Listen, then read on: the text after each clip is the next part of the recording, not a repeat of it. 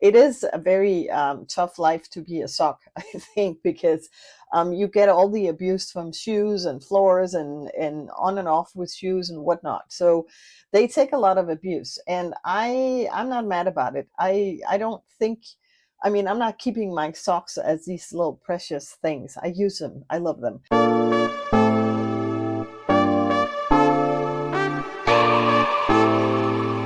Hi there, and welcome or welcome back. This is LiseLight. My name is Lisa, and on this channel, I talk about all kinds of stuff, knitting related mostly, but also a little bit sewing wise. Today, it's going to be all about socks. I guess Soctober is definitely a good time to talk about socks. It's the time of year where you kind of have to put something on your feet. I live in Denmark. And even though we don't have the warmest climate in the world, I tend to not wear socks most of the summer. I kind of like not wearing socks, but even I have to admit, when we get into October, it's definitely a little bit on the cooler side. So I live in a pretty warm apartment, but still. So socks are definitely on the table right now. I always try to have a sock project on the go. I've had quite a bit of failures with socks, a lot of trial and error, and I thought maybe it would be fun for you to join in that journey and see what I've learned and what I've come up with, because I think for me it's been all about trying out different techniques, trying out different sizing, needle sizes, yarn, all this kind of stuff to sort of find my sort of sock recipe that I know works. I don't stick with the same yarn all the time. It's one of the places where I think it's fun to try out new yarn. So I haven't like one favorite yarn that I use. And some of them, I apologize, but I can't even remember the names of the yarn.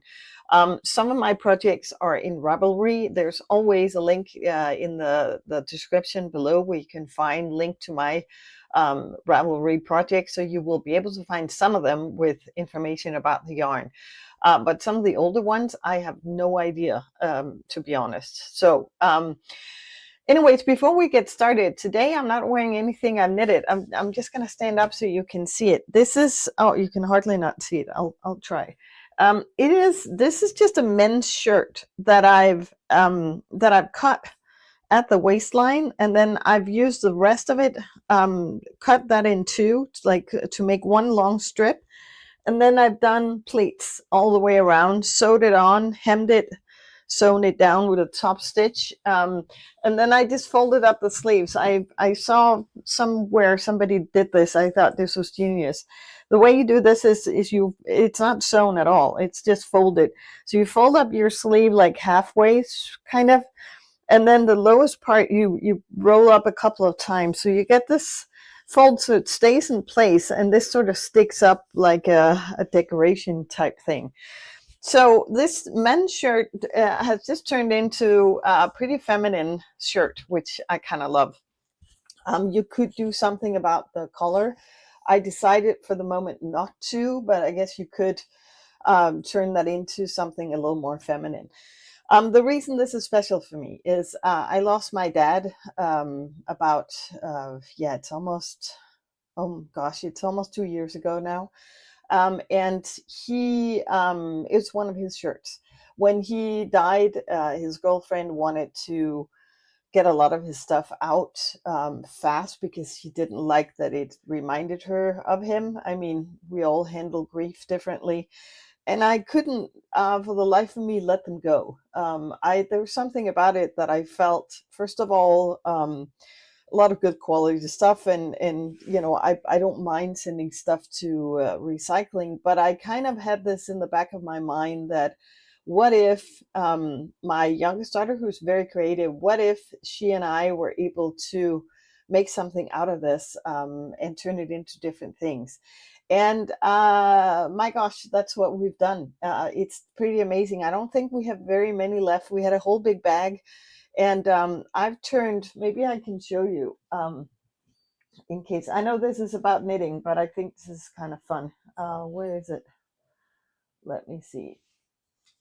Here it is. I'll just show you this.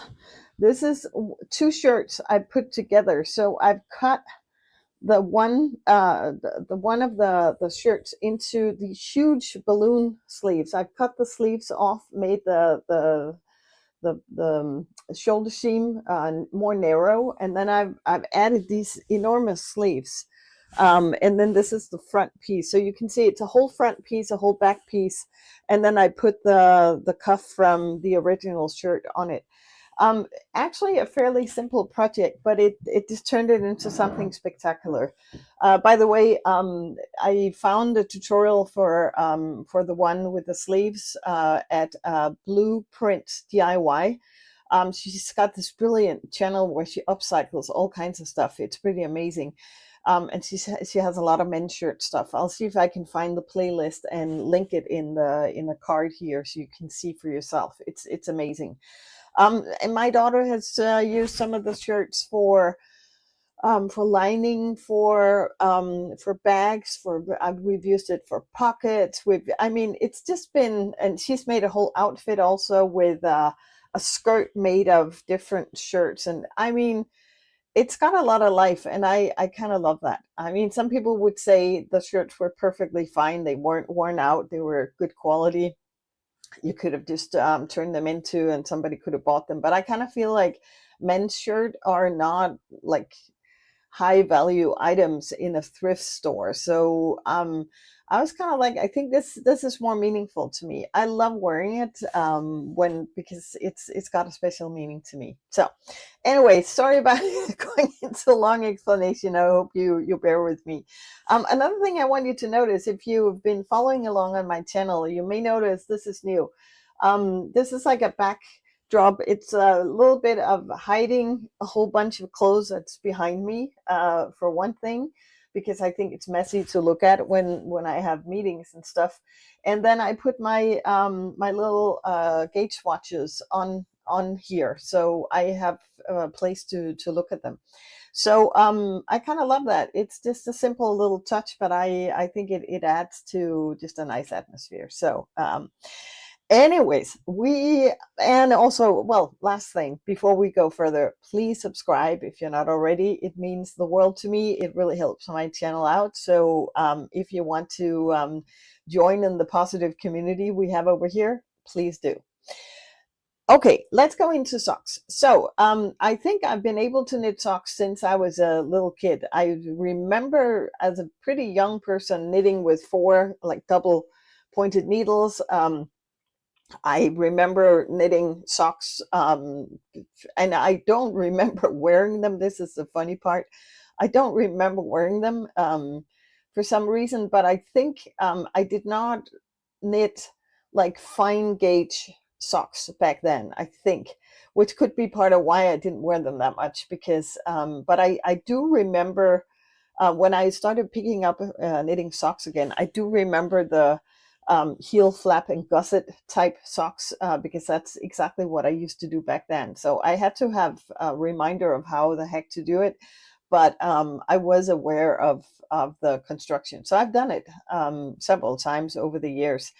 And I don't think I've knitted socks for my kids back in the day, but at least anyway, when I picked up knitting, I started having socks on my radar as well.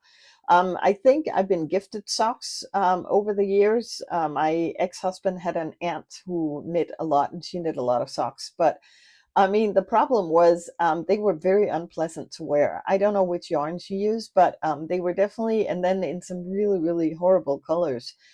So I did not associate homemade socks with anything pleasant, to be honest.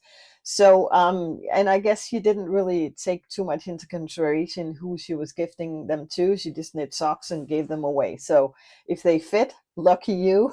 If they didn't, it was just too bad.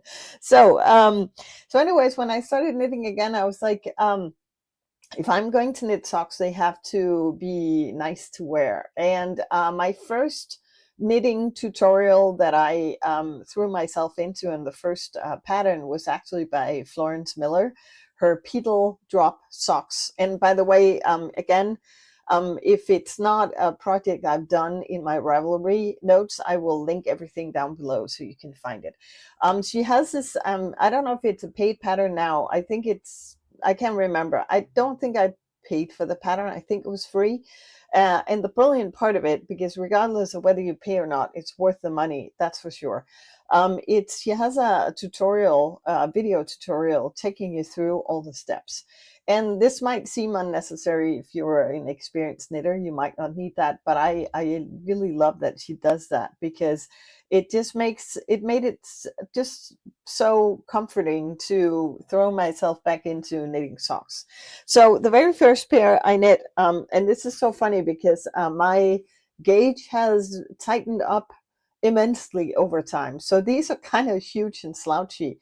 It could be the sizing, but I don't think that's it. I think it's actually more the fact that that I knit very loose. I have a disclaimer for all the socks. They look like they've been through hell. They haven't, and they're clean, but I kind of feel like the minute you start wearing socks, they stop looking great. It is a very tough life to be a sock, I think, because you get all the abuse from shoes and floors and on and off with shoes and whatnot. So they take a lot of abuse, and I'm not mad about it. I don't think, I mean, I'm not keeping my socks as these little precious things. I use them. I love them. But anyways, this is a disclaimer. If you feel like, oh my God, like they look horrible, it's just because they're being used. These are probably my least used socks because they are a little big and slouchy. But look at the pattern though, how pretty it is. It is a pattern that runs all the way down on top of the foot, and then you have slip, what do you call it?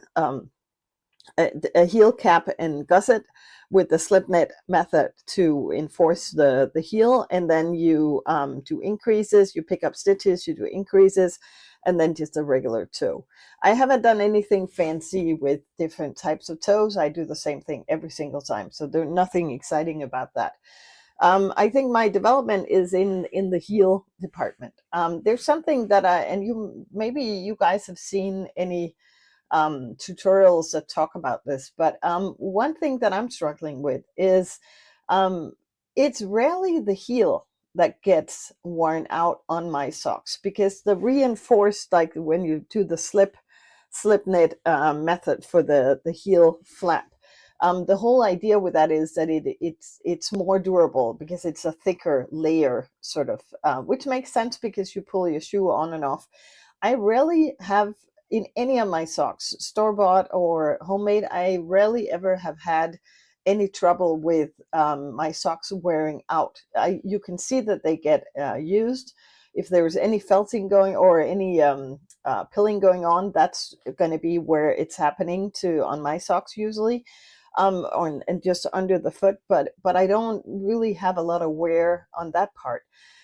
The toes, though, I mean, I'm kind of thinking, why aren't we enforcing the toe? Because maybe I just have funny nails, and I try to keep them relatively short. But I think the way my foot is positioned, especially the toe nail on the on the bigger toe, that is going through socks like it's nobody's business. And I'm kind of thinking, and I'm trying to research it at some point. I didn't really find anything, but I'm like, that's where my socks give out. That's why I get holes in my socks. It's right at the nails of the feet, and not anywhere else.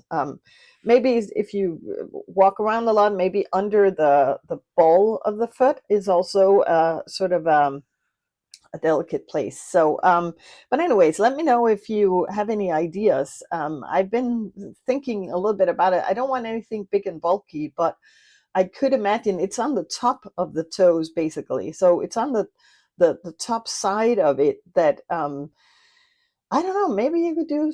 I don't know. I'm still thinking about whether I need to investigate further and come up with something myself, because that's where I would need the reinforcement mostly. So, anyways, this was the method that I used for a long time. The just traditional way of. I think this would be a very Scandinavian traditional way of making a sock.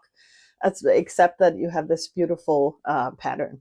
So I made another pair of these for my daughter for a gift. So I don't have them. If I can find a picture, I'll insert it, but they're exactly the same, just a gray version. And they're definitely a little better. They're also a little bit loose.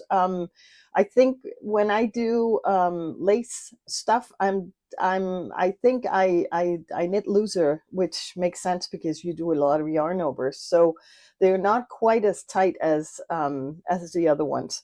And then I attempted a third pair, which I have thrown out. I got so upset with them because I chose yarn that just did not work out. It was horrible to knit with. It just had this sort of dirty sheen to it. It was just not happening. And then when I got sick of the needles kept getting stuck on the yarn, on the second sock I had bought some other needles, knitting needles.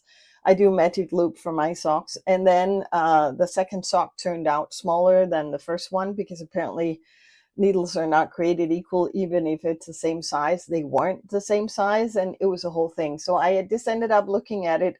Even though I was like a sock and a half into them, I was like, this is just not bringing me joy. I have to get rid of this.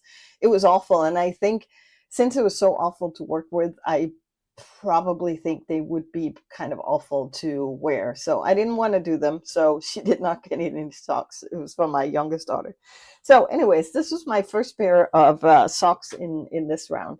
I've done other socks that I don't have on hand to show you. Again, if I can find photos, I will insert them in the video at this point. But the first pair is called Slow Morning Socks, which is, it might also be a free pattern. I can't remember, but it's, who is it by? It's by, that's funny, how does it say? Oh, Woolen Sun. They're called. And they're just ribbed socks, pretty simple, like little sturdy socks, and they're on a little bit of a bigger gauge. I think my preferred sock gauge, because I like them sort of firm and tight, and I don't like the thick socks for myself because I can't wear them in my shoes.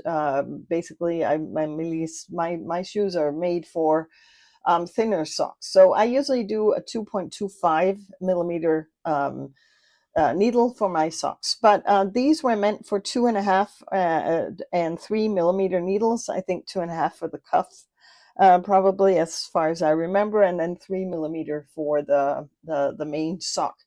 And I did that because I had some yarn that I had. What did I knit for my friend? I knit, I think, fingerless mittens for her, and then I feel like there was something else too. I can't remember what else I knit her for Christmas last year. And then I had enough yarn to do a pair of socks. I think I held it double. It was yarn that I was gifted in connection with something else. So I still have a lot of it left. So I might actually just create more socks from it. So they turned out great. Worked out really, really well. And then also the other pair, I'm just going to find it on my computer here. That's why I'm looking down, because I can't remember all the stuff otherwise. And then I did petite knit Sunday socks, same exact look, but these are thicker. So you use 4 millimeter needles, so they're quick. They're actually fun to knit because they're so quick. I mean, when you're used to 2.25 millimeter needles, knitting the Sunday socks just flew off my needles. That was kind of fun. So I might definitely do more of those, because that's for my, I think it was for my, was it my oldest daughter who got those? She loved them because it's just, or maybe no, it wasn't the oldest. It was the middle. I have three daughters. The middle child, and she loved them. She brought them with her on a trip and had a lot of has had a lot of nice wear out of them. So just a classic, what in Denmark you would call it a rag sock. I don't know if that's a term used elsewhere or if it means anything in English, but it is there were sort of traditionally sturdy socks that you would use in rubber, your rain boots and outdoor stuff. So like heavy duty ones. These are a little more delicate in the yarn. I used for the petite knit ones. I used the recommended yarn, which is um, well, no, actually, she has used Peruvian Highland wool. I didn't do that, but I used Perfect from Senna's yarn. So they're not crazy expensive. It's just nice yarn to work with. So yeah, definitely recommend that pattern. But both patterns are great. I mean, they're very similar. Just the gauge is different. So the construction is the same, but just different measurements along the way. But both are really good. So I think if you're wanting to do like ribbed socks, you could definitely just go with what kind of yarn do I want to use? And then choose the pattern that fits with your gauge. That's basically would be my advice. So those are two pair of socks that I don't have to show for anybody. But then I started being a little more adventurous with my socks because I wanted to do a pair. I bought this beautiful yarn at Holst Yarn, the yarn company in Denmark.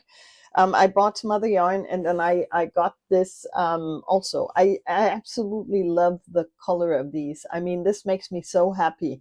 It's just very variegated, but in this, I mean, I don't mind variegated stuff for socks. I mean, I'm all for kind of crazy socks because it's on your feet, it's in your shoes, so you can go crazy with them. I think it's kind of fun that you have a plain, like stylish, simple, classic outfit, and then when you take off your shoes, you've got funny socks on. So I kind of love that. But then so I got this yarn and I did not want to do the pedal drop socks anymore. Was kind of looking into it, and then I came up with this pattern myself. It's so I did the plain basic sock that I usually do with the same number of stitches.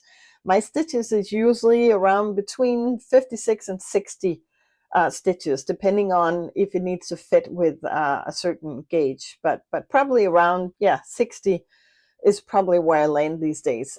So this I did a little bit of twisted rib cuff, and then I did these little tiny cables running down the back side on each side, and then on the front that goes all the way down on the foot. So pretty simple idea. Just I just wanted something going on. I mean, the cable, it's not that visible on this, but it creates at least something going on. I guess I could just have done just a rib, like just done a purl, like a couple of stitches and then purls on each side, would have been almost the same uh, res result. But on close up, you can see the cable going down, but it is a little hard to see. So this is the first time I attempted the shadow wrapped heel. I can link the tutorial that I use and I still refer to when I forget how to do it. So the method is that you create double stitches and then you create triple stitches and knit along. And it sounds complicated. It's really not. And I really love the fact that you don't end up with all the picking up stitches thing, because I think I know there are different ways of trying to avoid it, but when you do the heel flap and gusset, there is a tendency to have a hole down here where you connect it. Even when you try to pick up an extra stitch and pull it together, I think it still ends up being a little messy. And I think this construction, it's very difficult to see on this pair. It's not perfect, but what I found was that it fits my foot really nicely. So yeah, so I kind of fell in love, and that's usually the method I use now. Not always, but very often that's the method I'm using for my socks these days. So that's definitely a favorite of mine. Let's see. Let's see what else. And then the next pair is also a fun pair. I love the yarn. It's a yarn that I bought in San Francisco when I visited my dear friend. Actually, this is This is actually heel flap and gusset construction that I did here too, where I did a black heel and then I did a black toe as well. This yarn is, I love the look of it. I think it's so pretty, but look at how I haven't worn them that much because I made the stupid mistake of making them just a tiny bit too short. And I pulled them like crazy when I washed them, but they're just barely long enough, which sucks. I mean, I should have paid more attention. But you can see, even though I haven't used them that much, I don't know if you can see, but it's like the yarn here is so like lighter than on top. So I think these would not last that long. And even I did the heel and the toe in the black yarn. It's just a little bit of a thicker sock yarn, so I think this is probably durable. This is a sock yarn, but I don't know if they would last as long. But I mean, there's something so pretty and special about them because I bought them in San Francisco, or bought the yarn. So those were another pair. And then I bought this stuff, which I like. These are not fitting me as well for some reason. I did the heel, um the shadow wrapped heel. I keep forgetting the name of it. I'm sorry. I did the shadow wrapped heel here as well, and then I did double ribbing for the cuff.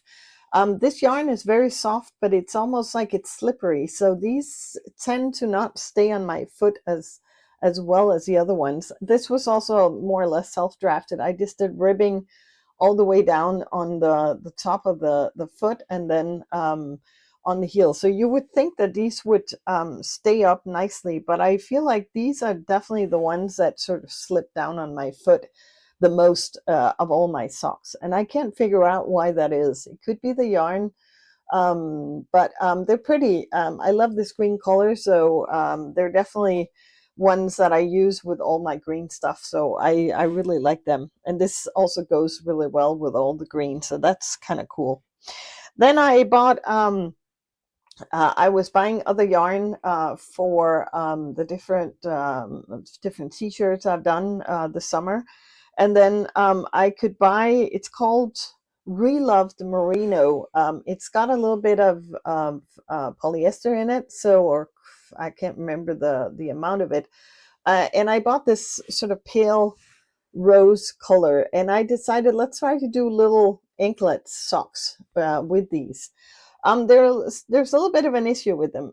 This yarn is definitely not well suited for socks. I can just tell you that. I mean, they started pilling right away. They're pilling like crazy on the back of them. And then also I managed to do these in a bit of an awkward length for my foot. I mean, I have pretty narrow uh, ankles and feet, but they sort of hit me at a spot where my ankles look kind of big, which is kind of weird. I should have made them just this much longer in order to be nice. My idea was to be able to use them with sneakers on, where you don't really want your socks to be too visible, and they sort of fit the bill for that. But I don't really like them that much. I don't use them that much, but they were quick to make. I mean, it was really easy and fast to do them. So no big issue there. But this yarn definitely was not a great idea to use for socks like that. And then my newest pair is, I've talked about it in recent podcast episodes. These are made from yarn that I bought in a thrift store. I got 2 balls of yarn for a total of 16 kroners, which is a couple of bucks in total, US dollars, sort of more or less. And what I did was I did a little bit of color work, if you can call it that, on the cuffs. And then I did the pink. I did the pale pink. I used it for a toe because I figured I didn't want to do the heel with that, but I thought, well, the toe is probably going to be okay. But I mean, I can already see my problem with the wearing out because I've used these quite a lot. I mean, look, they're almost like see-through at the toe. So maybe that was a bad idea to do the toe in this yarn. I mean, these, as you can imagine, haven't been expensive socks, but they're actually really nice to wear. They were perfect for socks, this yarn that I found. It's apparently discontinued, this yarn. I could not find it anywhere. But you know, sometimes you luck out in thrift stores, and I think, I mean, for me, I've never been able to find a huge quantity of yarn to in Denmark to knit from. Maybe because everybody is knitting here, it's going to be snatched up before you know it. But a couple of skeins to knit socks with are more realistic for you to find in a thrift store. So those are my latest pair. And then I've shown in the podcast episode what I'm working on right now. I have one done, is this pair of variegated socks from yarn I just bought in a regular supermarket. So nothing special. I did a little bit more of a narrow tip for the sock, just because I wanted to have a little more room here. My latest project or next project is going to be a new pattern I bought from Summer Lee. I will insert the name of it and look of it here, where she is advertising a new heel construction that gives a little more room for your instep. Is that what it's called? Like on top of your foot, like this this distance here is usually what creates the problem that makes socks glide down on me, because that's the widest part of the foot, and on me it's definitely a problem area, and it usually works out with this heel construction, but I'm kind of curious of trying out another one. I did try out a different heel construction at some point, and it just did not work out for me. It was fiddly and whatnot. I've gotten better at the shadow wrapped heel. In this pair, I messed up so much. I mean, I don't even know what I did, but the good thing is nobody will know. You can't see it, so we're fine. But it was kind of interesting to see how that went about. And then I think I'm also going to try to mix up a bunch of my leftover yarn, because I have little pieces here and there of sock yarn. And when I just think about it, I can't see it coming together, but I've seen several people combining leftover yarns. And if you sort of do maybe a little bit of color work or other things, it might actually work out, because I do think I have some cream colored left. I think I have some white left, black, the brownish, like I think from the I think I have a little bit of this left. I have definitely a little bit of the green left of the, I think also I might have some of this left. I mean, these two together could do something. I have this left, and maybe some of this together could do something. I mean, I think there are options if you start sort of playing with it and combining it different ways back and forth. So I'm definitely going to look into that and see if I can come up with something fun. And then yeah, it's one of those yarn purchases that I don't feel too bad about, because it's a small quantity, and I mentioned in a different video, it's kind of fun to to just get a little bit of a souvenir from a place, buying local sock yarn, bringing it home and knitting with it. I think that's so fun. So yeah, that's my sock journey. It doesn't look like much maybe, but my intention is to pretty much always have a pair of socks in the works, because it's just easy to knit on, and I gravitate towards the simple ones, because it makes it less. I mean, like the pedal drop socks, I felt like I had to, even though it's a repetitive pattern, you got to pay a little bit of attention, and that got a little tedious for me. So I mean, for me, socks are, it's because I want to finish them so I can wear them. It's not the process in itself that excites me about socks, but it's just something to do when you're on the go. They're easy to bring.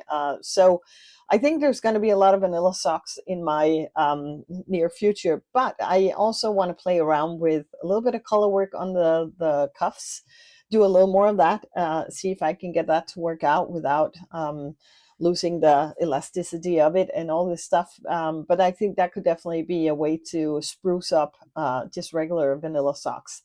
And then, yeah, the leftover socks will be fun too. So let me know if you're into the sock game, and also let me know your favorite heel, because there's so many. And I guess it's just a matter of foot construction and preference. But let me know if there's one that you feel like you definitely you need to go try that out. Let me know in the comments. I would love to hear it.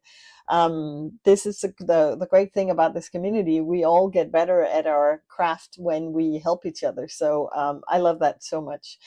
So with that being said, again, here in the end, please subscribe if you're not already. It means the world to me. It's so nice that you guys want to hang around and watch my videos with me and following in my knitting journey. And I kind of feel like I follow yours as well when you comment below. So please do that.